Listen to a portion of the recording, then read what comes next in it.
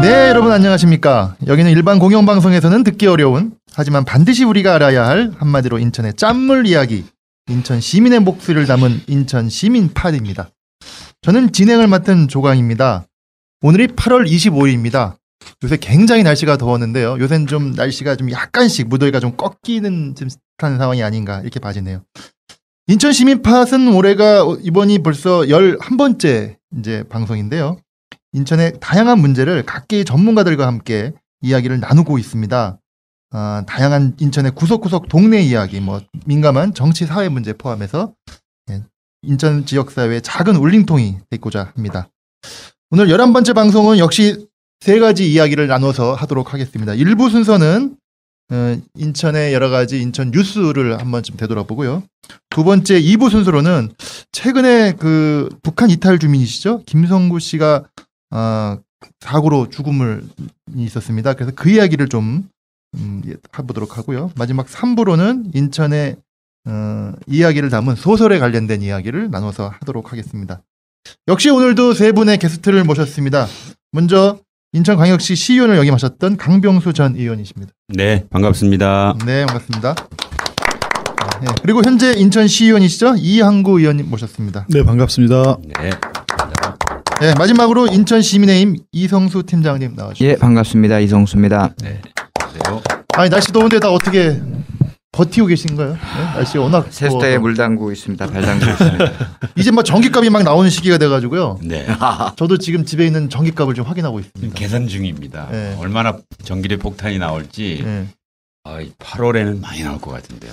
에어컨이 없습니다. 인터넷에 보니까요, 그 키로를 하면은 그 얼마 나온지 나옵니다. 계산이 나옵니다. 계산. 네. 우리나라 참 애분 발달했어요. 그러니까요. 아주 그냥 간단하게 얼마다 딱히 나옵니다. 얼마 나옵니까? 우리 저희 해보니까 제가 이번 달에 쓴 게 300kg가 조금 넘었더라고요. 그래가지고 100kg가 넘으면 누진제를 적용받는 거죠. 100kg, 200kg, 300kg, 400kg, 500kg 이렇게 단계별로 돼 있어요. 299 이렇게 하면 좀 6단계입니다. 6단계로 나와져 있었기 때문에요. 1단계랑 6단계랑 비교하면 약 11.6배 정도 다 차이 나거든요.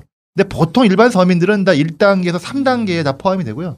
좀 되신 분들은 이제 4단계, 5단계, 6단계 하는데 이번에 좀 많이 좀 뜨니까 4단계까지 가시는 분들이 꽤 있으실 거예요. 저희가 약 400kW 조금 넘는 것 같아요. 4단계입니다. 네. 그렇게 되긴 에어컨 쓰셨죠? 에어컨도 쓰고 우리는 주방 기구가 그 가스를 안 쓰고 그 요새 이렇게 전기로 하는 거 있잖아요. 전기 온열. 전기 쿠커. 네, 그걸로 하다 보니까 도시가스비는 좀 적게 나오는데 기본적으로 한 250에서 300kW 전기료를 냈는데 이번에는 한 150 이상 더 킬로와트 이상 더. 이항구 의원도 집에 굉장히 땀을 많이 흘리기 때문에 저는 에어컨을 다른 곳에 기증한 지 10년 됐습니다. 예, 에어컨 없이 지금 10년째 살고 있습니다. 어떻게 그러면 버티고? 올해는 특별히 이 선풍기만으로 버티기 힘들더라고요. 냉온수 매트라는. 그럼 더 전기값이 들어가는 거 아니에요? 네. 예, 아무튼 경제적으로 잘 쓰고 있습니다. 네. 하여간 요새 전기값 문제 때문에 말이 많은데 실제로 이 전기는 이 산업계가 더 문제인데 그쪽 문제는 아마 이번에도 아마 또 정부에서 TF팀도 만들고 했다고 하니까 어떤 방식이 됐건 조정이 될 것 같습니다. 네, 그러면 1부부터 진행하도록 하겠습니다. 첫 번째 주간 인천 뉴스 브리핑인데요. 첫 번째 소식은 참 답답하고 참 뭐라고 표현해야 될지 모르겠는데요. 진보교육감이라고 이렇게 출마를 해가지고 당선되셨던 전 인천 전교조 지부장 출신이셨죠. 이청현 교육감이 경찰에 출두했습니다. 예, 내용은 다 아시겠지만 그 학교 이전 사업을 둘러싸고 금품을 받은 문제로 측근 비리 비슷하게 해가지고 경찰 소환돼가지고 조사를 받으셨는데 처음에는 참고인 조사를 받았다가 지금 피의자 신분으로 조사해가지고 거의 12시간 이상 했는데 좀 분위기는 어떤지 모르겠습니다. 하여튼 검찰에서 좀 더 추가 조사가 할지 어쩔지 모르겠지만 다 아시겠지만 측근이 벌써 3명이 먼저 구속되지 않았습니까? 3억을 받았다는 이유만으로. 그래서 이 얘기를 좀 한번 같이 좀 나눠봤으면 좋겠습니다. 원래 강병수 의원님은 전 시의원이셨기 때문에 네. 예전부터 교육 쪽에도 관심도 많으셔서 이거 어떻게 봐야 됩니까? 참 답답한 노릇입니다. 뭐라고 할 말이 없습니다, 사실. 네. 그렇지만 이게 아직 사실 확인이 된 게 아니기 때문에 섣부른 의사 표명은 좀 조심해야 된다고 생각합니다. 지금 물론 뭐 측근들이 3억을 받았다가 문제가 되니까 돌려주었다라고 하는 건 사실인데 중요한 것은 현 이청용 교육감님이 사전에 그 보고를 받았는지 알고 있었는지 또 관여했는지 이 부분이거든요. 그렇기 때문에 본인은 아니라고 하고 근데 그 아니땡 굴뚝에 연기가 안 난다고 옛날부터 이런 말이 있었고 또 뭐 아니땐 데는 연기가 안 나요. 네, 아니땡 굴뚝에 연기가 안 나니까. 근데 어쨌든 많은 우리 시민들이 이 정도 되면 검찰에서 이 정도 되면 뭐가 있는 거 아닐까 이런 근데 지금 걱정을 하죠. 예, 조사 나온 거 언론에 나온 거 보면요, 뭐 3억 받은 거를 뭐 사전에 알고 있었다, 뭐 이런 얘기를 하고 참고인으로 불렀다가 피의자로 신분이 바뀌었다고 하는 걸 보면 뭐 어느 정도의 어떤 개연성은 좀 있다고 봐야 되지 않을까요? 개연성이 있는데 또 이제 특히 진보교육감, 서울시 조희영 교육감, 경기도 이재정 교육감, 인천의 이청용 교육감, 수도권 세 분이 모두 다 진보 교육감이었고 작년에 누리과정 문제 가지고 정부랑 세게 이렇게 충돌도 있었던 상황이어서 정말로 우리 검찰이 아주 작은 꼬투리만 있어도 입건하고 어쨌든 뭔가 상처를 주려고 하는 의도도 있기 때문에 지금 우병우 그 청와대 그 민정수석 그 검찰 조사하는 것들도 우리 국민들이 봤을 땐 그렇게 굉장히 편파적인 것처럼 보이지 않습니까? 그러니까 검찰이라고 하는 조직이 우리 시민들이 믿고 따를 만큼의 정말 평평의 원칙을 잘 지키는 그런 조직이라면 뭐 여기서 얘기하는 걸 다 믿을 수 있겠지만 또 우리 국민들이 검찰 얘기를 잘 믿지 않는 상황에서 무조건 지금 검찰에서 흘러나오는 얘기만 가지고 지금 예단하긴 빠르고 뭐 2, 3일 안에 모든 게 결정 날 테니까 좀 더 두고 보긴 합니다만 답답한 건 사실입니다. 이런 현실까지 왔다는 게. 다른 분들 의견은 좀 어떠세요? 이 문제에 대해서. 근데 저는 이제 교육 문제라고 보기는 어렵고, 그러니까 정치적으로 이게 선거라고 하는 제도 자체가 교육감은 아마 우리가 뭐 국회의원, 시장, 뭐 기초지자체장 이렇게 알고 있지만 선거 비용이 인천시장과 같은 그렇죠. 금액이 높잖아요. 17억 얼마인가 이렇게 법정 비용만 해도 굉장히 선거 인수가 같기 때문에 그 비용이 같습니다. 일반 기초단체장하고 다르게 국회의원하고도 다르고 그러다 보니까 이제 굉장히 큰 비용들이 이제 이렇게 지출이 되고 아무리 이제 선거가 투명해졌다 하더라도 어디서 이렇게 그 서로 이렇게 인사청탁 문제라든지 아니면 이렇게 공사 수주 문제나 이런 건들이 상당히 많이 있을 수 있기 때문에 좀 자유롭지 못한 거는 있겠지만 저희가 그동안 이제 시민사회단체에서도 십시일반으로 이렇게 도와주고 또 노동계나 이런 데서도 해봤지만 그때 아마 펀드도 했을 거예요. 네, 펀드도 해서 펀드라고 해가지고. 네, 그런 부분들을 많이 이제 해서 어느 정도 그 좀 투명하고 또 공정하게 이렇게 하려고 노력을 했겠지만 아마 이제 워낙 인원이 많은 이게 필요한 게 인천시 한 300만 인구를 대상으로 이렇게 하다 보니까 여러 가지 있을 수는 있겠지만 아마 저는 이청용 교육감의 기본적인 것은 좀 믿고요. 또 이게 좀 더 아직 이렇게 뭐 혐의 몇 가지 있는 것으로 이게 추정할 문제는 좀 아닌 것 같고 좀 더 조사되는 과정을 좀 보고 난다면 크게 전 우려할 사항은 좀 아닐 수도 있다 이렇게 판단합니다. 두 분 얘기 들어보니까 이 팔이 안으로 굽는다고. 제가 볼 때는 좀 전 생각이 인천 시민의 팔이 밖으로 굽지 않아요. 아니, 시민의 입장에서만 보면 전 나근영 교육감 같은 경우도 한 1,600만 원 그 술에 뇌물 받고 뭐 이런 문제를 해가지고 1년 6개월인가요? 그 선고받지 않았습니까? 그리고 또 그 이후에 그런 거에 문제 제기를 해가지고 당선됐던 진보 교육감이 3억 원이라는 돈이 왔다 갔다 했다는 어떤 정황으로 인해 가지고 뭐 압수수색도까지 당했고 그래서 어찌 보면은 남들이 봤을 때는 이거 뭐 남이 하면은 뭐 불륜 이거 내가 하면 로맨스라고 이런 어떤 시각도 있기 때문에 좀 더 시민사회나 좀 이런 쪽에 좀 또 분명히 좀 더 중요하지 않을까 어떠십니까? 그 두 가지 좀 주목할 문제가 있습니다. 뭐냐면 앞서서도 말씀하셨듯이 전 나근영 교육감께서 이 구속되신 그 법정 구속되셨죠? 네네네. 인사 이 청탁을 했다라고 돈을 전달했다라고 하는 그 인사 담당 직원들은 그 검찰에서 그걸 진술을 했는데 전 그 나근현 교육감은 그걸 계속 부인했어요. 그래서 재판 중에 이제 법정 구속까지 당하는 이례적이죠. 1,600만 원 가지고. 그래서 우리 인천 교육에 상당히 시민들에게 실망을 줬는데 이번에도 이제 주목하는 이유가 지금까지 나온 그 언론 보도된 자료들에 의하면은 뭐 거의 녹음된 이제 여러 정황들이 그대로 참 이게 우리 인천시 교육의 최고 그 이 서열 2위인데 국장이면은 이 위치에 있는 사람이 과연 이게 이런 행동을 이런 발언을 한다라는 거 믿기지 않을 정도가 생생하게 있잖아요. 녹음 내용에 막 돈을 가지고 어떻게 세탁하고 막 이런 걸 다 모의하고 그러다 보니까 그 대화 과정에 뭐 이철현 교육감께서 이것도 알고 있는 듯한 이제 이런 표현들이 나온단 말이에요. 그래서 현재 검찰에서는 이철현 교육감이 이런 걸 알고 있느냐 없느냐가 사실 공범을 적용하느냐 이런 문제가 있는 거고 또 하나는 이 알고 있든 모르든 선거 때 진 빚을 그 도론으로 해서 갚았다면은 제3자가 또 이거 역시 정치자금법으로 적용할 수 있다라는 이제 그렇죠. 지금 그래서 참고인에서 이제 피의자로 바로 그 이제 전환돼서 지금 이제 조사를 받은 걸로 알려져 있는데 만약에 이러한 그 또 증인 구속된 세 사람 중에 또 한 명이 또 그런 또 입증할 만한 또 그런 진술을 했다.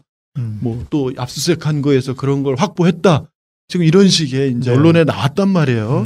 근데 이게 사실이라면은 증거가 있고 또 그럴 만한 어떤 신빙성 있는 그런 진술 이런 게 있는데 당사자가 부인을 하게 되면 우려스러운 거는 또 전 나근현 교육감처럼 또 이 어떤 그 아주 또 불미스러운 또 이런 전례를 또 남기지 않나 우려되는 게 있고 두 번째는 이게 우리 인천에서 지금 뜨겁게 쟁점이 되는 학교 신설 또 학교 폐지와 이전 재배치 이거하고 연관이 됐다는 거예요. 지금 이 신도시의 인구가 늘어나면서 학교 신설해야 되는데 교육부가 이 원도심에 어딘가 학교를 폐지하든가 이전하든가 이러지 않으면 신설을 안 해주는 이 잘못된 교육부 방침이 있다 보니까 지금 이 자꾸 이걸 이용해서 이 원도심에 있는 학교들이 자꾸 신도시로 가려고 하는 거예요. 특히 뭐 아주 댐치포역 사립재단의 학교들이 지금 동구에서 가서 동구 지역 중구 일대에 커다란 그 교육 어떤 공동화가 일어나기도 했잖아요. 그렇죠. 바로 지금 이거는 남동구에 있던 그 학교가 또 남동이지만 또 남동 지역의 새로운 신도시로 이전하면서 생긴 문제고 또 언론에 일부 나왔지만 이 돈을 이 받은 사람들이 이것이 문제가 되니까 또 다른 이 청라 쪽으로 검단 쪽으로 또 이전한 그 세무고등학교 또 여기에 또 그 이전하면서 이걸 추진한 건설업체로부터 돈을 대납을. 받아서 이쪽에 문제가 된 3억을 이걸 또 메꾸려고 문제가 되니까 이러다가 이제 이게 터진 거죠. 그래서 그 세무고 쪽 관련 그 건설업자들은 아마 지금 아주 안도의 안숨을 쉬는 그런 부분을 요구받았다가 이제 그것이 실행되기 전에 이게 터져서 잘못하면 이제 연루될 뻔했다라는 뭐 이런 얘기들까지 지금 퍼지고 있습니다. 언론에. 그러니까 지금 지적하신 대로 뭐 이제 겉으로 나오기에는 이제 이충현 교육감의 어떤 측근의 어떤 뭐 이렇게 돈 수뢰 여러 가지 이런 논란이 뭐 있느냐 없느냐 이런 문제이긴 하지만 내용적으로는 학교 재배치와 이전과 관련된 여러 가지 복잡한 문제까지도 포함되어 있는데 하여간 뭐 지금 뭐 검찰에서 지금 수사를 계속 하고 있고 지금 보니까 이충현 교육감 비서실장하고 또 회계 책임자까지 다 지금 또다시 소환해가지고 다 뭐 한다는 뭐 이런 얘기가 있기 때문에 좀 두고 봐야 되긴 하겠지만 굉장히 좀 안타까운 일이긴 합니다. 왜냐하면 지금 이충현 교육감이 관여돼 있느냐 없느냐와 무관하게 일단 측근 세 분이 다 구속이 된 시점에 대해서는 일단은 그것에 대해서는 참 뭐라 그럴까요? 뭐 이충현 교육감이 했던 뭐 사과의 발언은 많이 필요할 것 같고 본인이 이제 어떻게 되냐는 문제는 이제 어떻게 될 거냐는 또 있고 또 아까 언급한 대로 그 이충현 교육감이 당선되는데 도움을 줬던 인천 지역의 많은 뭐 정당이나 시민사회에서도 이런 문제에서 좀 분명한 태도를 또 갖는 것도 굉장히 중요할 것 같습니다. 그러니까 만약에 사실이라면 인천 지역의 진보 진영 전체에 커다란 그 상처와 정말 충격일 수밖에 없습니다. 함께 진보 교육감을 세워서 돈도 모으고 선거운동도 같이 하고 또 시민들에게 찍어달라고 부탁도 했던 당사자들이 참 많이 있는데 입이 10개라도 할 말이 없게 되는 거 아닙니까? 그리고 그것은 결과적으로는 우리 자라나는 아이들에게 어떤 교육에 대한 희망을 이렇게 주지 못하는 그런 결과가 오기 때문에 정말 우리 만약에 이게 사실이라면 이청용 교육감의 책임이기도 하지만 우리 진보진영 전체의 책임으로 진짜 저희가 반성하고 성찰해야 할 것 같아요. 문제는 이제 전에도 제가 잠깐 언급을 했는데 예고된 것 말하자면 진보진영이 진보교육감을 세우면서 힘을 합치고 뭐 정책적 협력도 하고 또 그 어렵지만 이 돈도 좀 모으고 했는데 선거에 필요한 실제 자금 대부분의 운영은 시민사회가 한 게 아니라 바로 이청용 교육감과 특정 그 지역 이런 그 어떤 향후회나 이런 데들이 주도적으로 하고 시민사회는 그 부분에 대해서 묻지 마, 알려고도 하지 않고 사실 서로 간에 어떻게 보면은 암묵적으로 뭐 이렇게 충분히 나타날 수 있는 거를 불편하니까 사실 그래 온 거죠.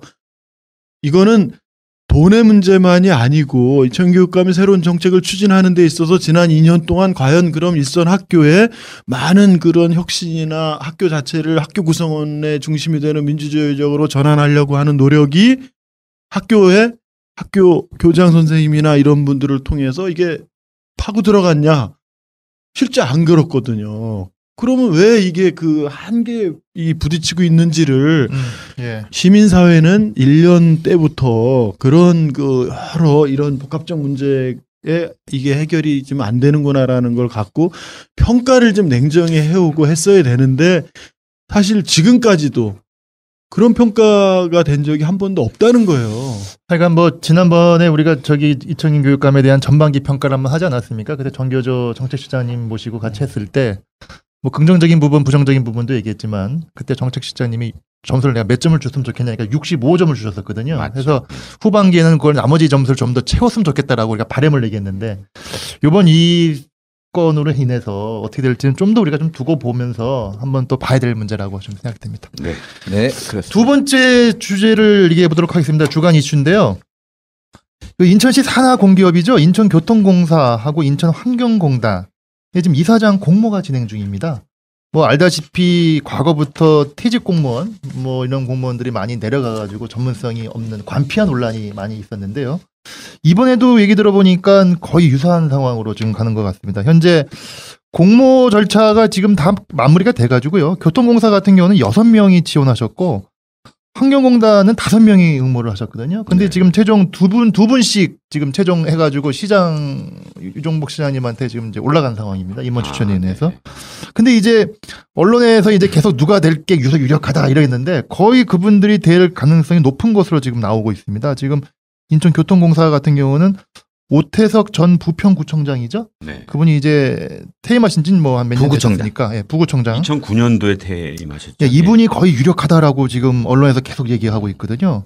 실제로 그 두 분 올라간 분 중에 오씨 성을 가지신 분이 한 분 계시더라고요. 그러니까 아마 그게 거의 아마 유력한 것처럼 보이고 인천환경공단 같은 경우도 거기는 지금 그 언론에 따르면은 이주호 시 경제산업국장이죠. 이분이 그 신청을 하셔서 굉장히 이분이 유력하다 그랬는데 역시 이번에도 나온 그 두 분 중에 이시성을 가지신 분이 계시더라고요. 그래서 아직까지 최종 확정은 되지 않았지만 뭐 이렇게 될 가능성이 높아서 그럼 결과론적으로는 퇴직 공무원과 현직 공무원이 다 지금 내려가는 거여서 이 교통공사 같은 경우는 지금 인천 지하철 2호선 문제로 논란이 굉장히 많은데 안전 문제로. 환경공단 같은 경우도 요새 방류수 뭐 초과 문제로 해가지고 과연 전문성을 담보한 인사냐 이런 얘기가 있는데 어떻게 좀 보십니까, 우리 강관세 의원님? 네, 그러니까 이제 우리 산하공사공단을 공모하는 거 아닙니까? 예. 물론 뭐 우리 고위 공직자들이 전문성이 없다고 할 수는 없지만 그 대표이사를 공모하는 것은 조금 더 그 전문적 능력을 가진 분을 외부에서 모셔오자는 게 근본적 취지죠. 퇴직한 공무원 내지 명예퇴직한 공무원의 또 하나의 일자리 해서 약 3년을 보장해주는 그런 걸로 전락해서는 공사공단의 경영 성과를 내기도 어려울 뿐만 아니라 그 시민들에게 정확한 행정적 서비스를 강화하기도 어렵다고 보여집니다. 그러니까 왜냐하면 실제로 지금 교통공사나 환경공단 내에는 인천시에서 공무원 하시다가 이미 전직한 분들이 많이 있어요. 그러니까 네. 공무원 출신자의 도움을 받으려면 이미 그 안에 있는 교통공사나 환경공단 안에 그런 출신자들이 많이 있기 때문에 별도의 그런 추가 또 그 대표까지도 공무원 출신이 올 필요는 없다.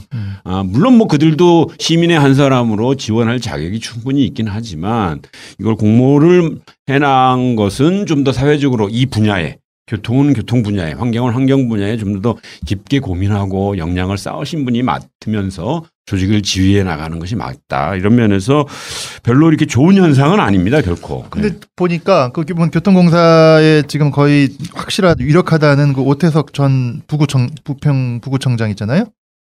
이분 같은 경우는 인천 상공에 있어 상금 부회장으로 시에서 추천했다가 네. 상금에서 거부당해가지고 떨어진 사람이거든요. 네. 다시 이제 인천 교통공사 쪽으로 해서 좀 그런 것도 있고. 결과론적으로 또 인천 상공회의소 상금 부회장은 다른 분이 되지 않았습니까? 아직 된 건 아니죠. 아, 그건 됐습니다. 됐습니다. 네. 그죠? 김기환 22일 날 총회에서 김기환 지식재산 센터장이신데 이분도 퇴직 공무원이시죠? 네. 그렇죠. 이분도 좀 말이 또 많죠. 이분이 유종복 시장님과 사돈 관계라고. 네, 유종복 시장이 작은 형과는 고교 동기 동창이고 큰 형과 사돈이라고 해서 또 뒷말이 또 많더라고요. 그러니까 이제 지금 인천 상의 부회장은 제가 이제 저도 겪어봤는데 주로 전직 바로 전 단계 인천시 부시장 하셨던 분들이 가는 게 관례였습니다. 뭐 그거 관례 자체가 꼭 바른 것이냐, 꼭 그걸 지켜야 하느냐의 논란을 떠나서 그동안 제가 이제 그 처음 시의원이 됐을 때 그리고 그 다음 두 번의 변화를 봤는데 왜냐하면 이제 그 부시장, 그러니까 그러니까 정무부시장이나 행정부시장 했던 분이 가시는 거, 특히 이제 정무부시장 했던 분들이 많이 가시죠. 그러면 인천시와 인천상이라고 하는 기업과의 유기적 관계를 통해서 원만한 관계를 형성할 수 있었기 때문에 그렇게 했는데 이번에는 지금 몇 번의 아주 복잡한 과정을 겪었어요. 유종복 시장님이 다른 사람을 자꾸 그러니까 부시장 출신이 아닌데 부구청장 출신들을 자꾸 내정했다가 문제가 되니까 안 됐고 최종적으로 한 사람을 추천해서 인천 상의도 동의를 했는데 결과적으로는 그 공무원 겸직 일정 기간 안에 비슷한 공직에 5년 안에 퇴직을 금하는 퇴직 후 관련 업무에 종사할 수 없다라고 하는 규정에 걸려서 또 퇴짜를 맞은 자리에 또 유종복 시장님의 사돈이 갔다. 그리고 그거는 우리 관례에 봐서는 전직 부시장, 최근에 부시장 출신이 아니다. 이런 면에서 교통공사나 환경공단의 어떤 고위공직자 출신이 퇴직한 고위공직자 출신이 가신 거나 인천 상해 부회장의 부구청장 출신이 가는 거는 유종복 시장님이 어떤 고위공직자들의 관리 차원에서 이렇게 자꾸 가까운 분들, 내지 가까워야 될 분들을 전진 배치시키는 것이 아닌가 이런 의구심이 강하게 듭니다. 근데 인천 상공회의소 부회장 자리는 원래 1급자리라 그래. 1급자리. 이렇게 부시장이 1급이에요. 그러니까 부시장이 1급이란 말이에요. 근데 이제 이번에 총회에서 확정된 김기환 부구청장 출신 이분은 이제 3급이에요. 연수구청 부구청장이면. 그러니까 그동안은 이제 1급직이었다가 2급이나 이런 것을 보낸 거죠. 2급직 출신들을. 오태석 부구청장님은 2급직이었습니다. 왜냐하면 부평구는 이제 50만이 넘으니까. 근데 그것도 이제 거부를 하다가 3급이 또 이번에 간다라고 하는 것은 굉장히 다른 게 이제 영향을 받은 게 아니냐.